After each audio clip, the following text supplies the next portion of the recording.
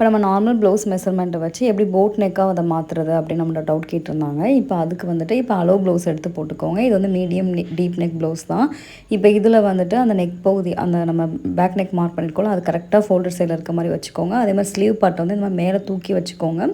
இப்போ இதில் இருக்க ஷோல்டர் அளவு அப்படியே மார்க் பண்ணுங்கள். இப்போ இதில் எவ்வளோ ஷோல்டர் இருக்குதுன்னு பார்த்துட்டு அது கூட நீங்கள் 1.5 இன்ச் ஆட் பண்ணிக்கோங்க.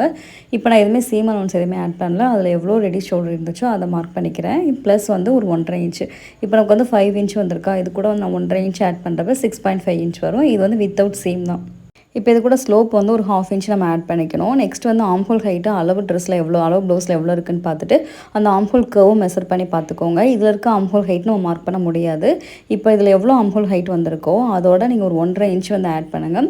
ஸ்லோப் மார்க் பண்ணியிருக்க இடத்துல வந்து கீழே 1.5 இன்ச் ஆட் பண்ணி மார்க் பண்ணுறேன். அதில் நம்ம ப்ளவுஸில் மெஷர் பண்ணுவோம்ல, ஆம்ஹோலில் பாதி ஏழைகால் வந்துச்சுல, அந்த ஏழைகால் இதில் வரணும்.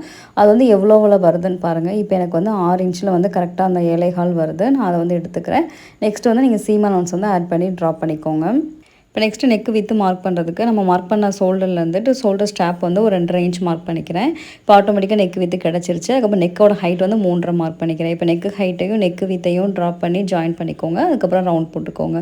இப்போ ஒரு அளவு ப்ளவுஸில் வந்துட்டு மெஷர்மெண்ட் எடுத்து இப்போ போட் நெக்குரிய மெஷர்மெண்ட் எல்லாமே மாற்றிட்டோம். கண்டிப்பாக நீங்களும் இதை ட்ரை பண்ணி பாருங்கள்.